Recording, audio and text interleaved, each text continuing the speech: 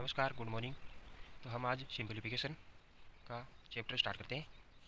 तो पहला क्वेश्चन, किसी धनराशि 10 वर्षों में 5% वार्षिक साधारण ब्याज दर से 120 का ब्याज देगी। तो हमारे पास वर्ष 10 आ गई और रेट 5% है और ब्याज हमें 120 दे रखा है। ब्याज 120 आ गया और हमें पूछा है धनराशि, अमाउंट पूछा है। तो फॉर्मूला होता है इसका P गुणा RT बराबर 100। तो हमें ब्याज दे रखा है तो हम ब्याज लिख देंगे 120 बराबर अमाउंट है नहीं हमारे पास, रेट 5% है और टाइम 10 वर्ष बराबर 100। तो हम इसको 100 को उधर ले जाएंगे तो 120 गुना 100 हो जाएगा, 5 गुना 10 नीचे आ जाएगा और P बराबर, अब इसको हम काटेंगे तो 240 आ जाएगा। तो हमारा अमाउंट 240 हो गया। सेकेंड, दूसरा क्वेश्चन, साधारण ब्याज की किस दर पर कोई धनराशि 24 वर्षों में स्वयं की 3 गुनी हो जाएगी। तो मान लेते हैं हम 1 है, अब ये 24 वर्षों में 3 गुनी हो जाएगी। तो अब हमारे पास ब्याज है 2, तो हम इसको 2 ब्याज आ गया और 100 से गुणा कर दिया क्योंकि हमें अमाउंट निकालना, तो हम इसको उधर ले जाएंगे तो यहाँ ब्याज बराबर 100 बराबर RT हो जाएगा। तो हम वर्ष दे रखी है 24, यहाँ पर हमें प्रिंसिपल दे रखा है 1 और हमें यहाँ पर निकालना है रेट, तो ये रेट बराबर हो जाएगा। तो अब इसको हम करेंगे तो ये 12 से 24 में 2 का भाग देंगे तो 12, और 12 को हम लिखेंगे तो 2 से काटेंगे तो 50 आ जाएगा, यहाँ पर 2 से काटेंगे तो 6 आ जाएगा, फिर से 2 से काटेंगे तो 25, यहाँ पर 3, तो यहाँ पर 25/3 बराबर R। यहाँ पर अब इसमें 25 में 3 का भाग देंगे तो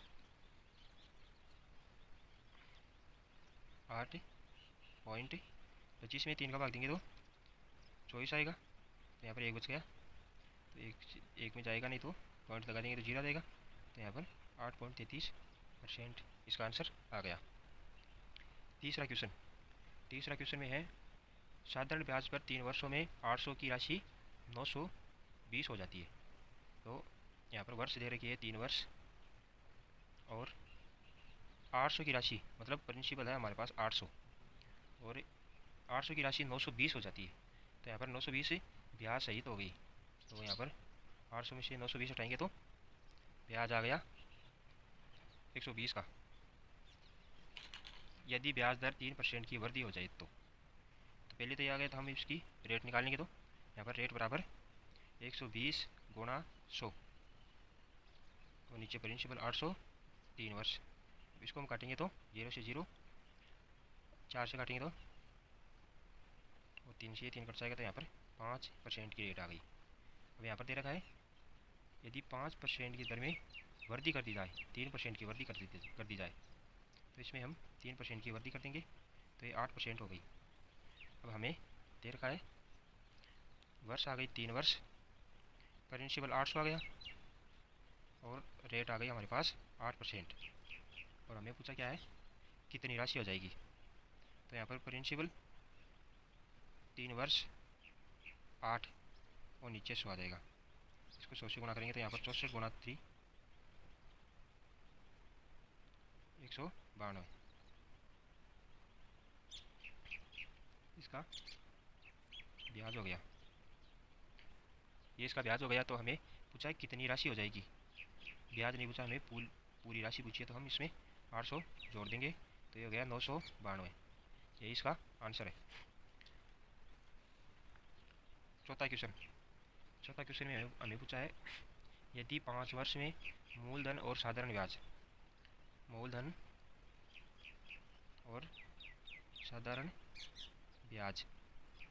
का अनुपात है 10:3 और वर्ष दे रखी है हमें 5 वर्ष।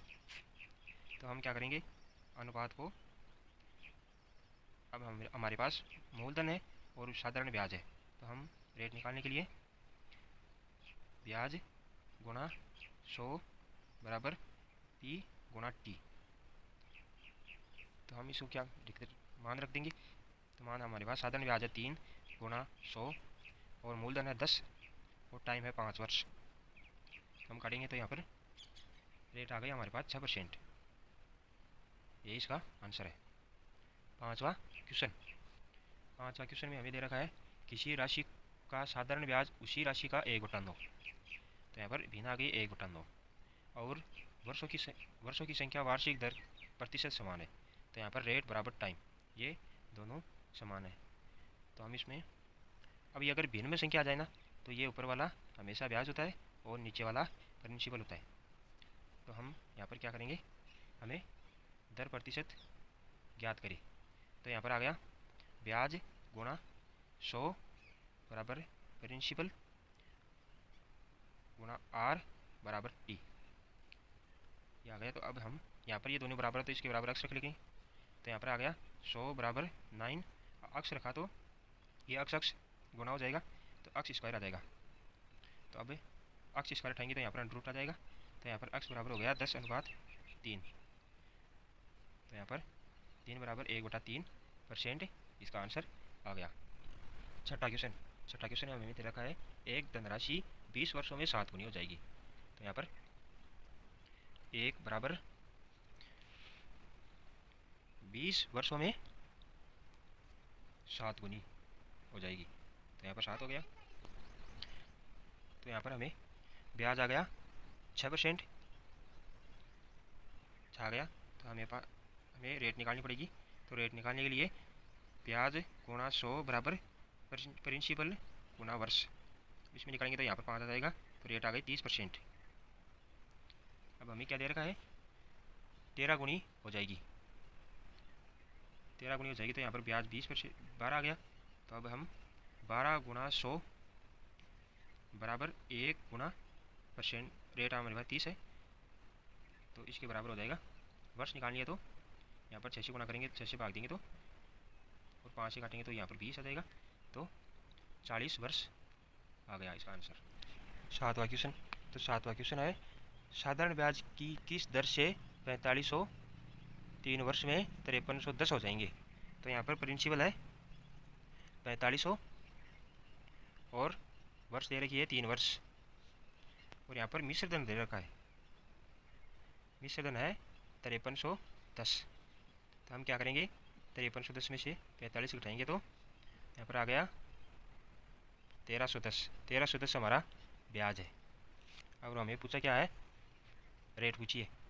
तो यहाँ पर हम करेंगे 1310 गुणा 100 बराबर 4500 बराबर 3 वर्ष।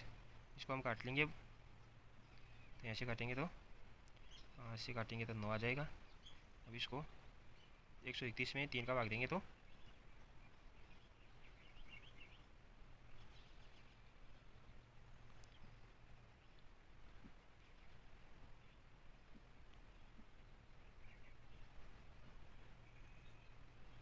देखो यहाँ पर 5310 है तो यहाँ पर 3 में से 5 नहीं उठेगा। हम यहाँ पर 13 में से 5 उठाएंगे तो यहाँ पर 810 रहेगा। तो यहाँ पर 810 आएगा। तो 810 में 81 में 9 का भाग देंगे तो 9 आ जाएगा और 9 में 3 का भाग देंगे तो 3 आ जाएगा। तो यहाँ पर 6% रेट हो गई। 8वां क्वेश्चन है किसी धनराशि पर 4% वार्षिक की दर से प्राप्त साधारण ब्याज उस धनराशि का 3/5 है। 4% वार्षिक से, तो ये हमारी रेट आ गई और ये ब्याज है और ये मूलधन। तो हमारे पास आ गया। अब वर्ष निकालनी है हमें। तो यहाँ पर वर्ष बराबर ब्याज गुणा 100 प्रिंसिपल गुणा रेट। तो यहाँ पर 100 को 20 से काटेंगे तो 5 आ जाएगा। तो यहाँ पर 15 वर्ष हो गया। तो यहाँ पर इसका आंसर हो गया 15 वर्ष। 9वां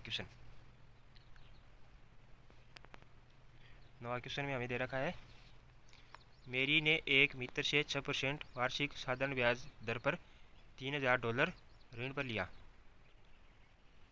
यदि 1.5 वर्ष बाद ऋण चुकाती है तो कितना भुगतान करना पड़ेगा। तो यहाँ पर देखो हमें प्रिंसिपल दे रखा है 3000 और रेट दे रखी है 6% और वर्ष दे रखा है 1.5 वर्ष। तो यहाँ पर हमें क्या करना होगा, ब्याज निकालना है। तो यहाँ पर ब्याज निकालेंगे तो हम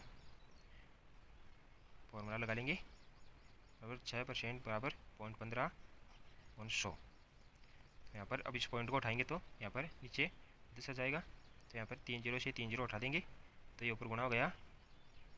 तो 10 का क्वेश्चन में हमें यहाँ पर दे रखा है 24 प्रिंसिपल दे रखा है, 14 रेट दे रखी है और गुणा n बराबर 100 अनुपात 2800 गुणा 8% गुणा n + 3, क्योंकि यहाँ पर दर 8% दर पर 3 और वर्षों के लिए साधारण ब्याज का अनुपात यहाँ पर 100 दे रखा है। तो यहाँ पर 8:7 आ गया। तो यहाँ पर देखो पहली वाली वर्ष भी सेकेंड टर्म में जुड़ेगी। तो यहाँ पर इसके बराबर हो गया 2400 बराबर 14 गुणा n बराबर 100, और ये टर्म इसके नीचे आ जाएगी तो 2800 गुणा 8 गुणा n + 3 बराबर 100। इसके बराबर हो गया 8:7। यहाँ 100 से 100 कट जाएगा, 2 जीरो से 2 जीरो कट जाएगा, और यहाँ पर 8 का भाग देंगे तो 3 बच जाएगा। यहाँ पर 7 से कटेंगे तो 4 पर कट जाएगा, और 2 को 2 काटेंगे तो यहाँ पर 2 आ जाएगा।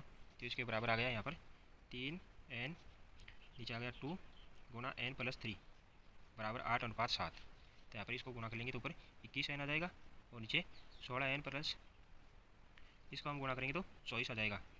तो यहाँ पर 5n बराबर 24 आ गया। तो n बराबर यहाँ पर आ गया 20। तो यहाँ पर देखो ये 2 बाहर है, तो ये 2 अंदर हो जाएगा, तो 2n + 6 हो जाएगा। तो यहाँ पर 48 आएगा। तो यहाँ पर 48 आ गया, तो n बराबर आ जाएगा यहाँ पर 9.6 n का मान आ गया।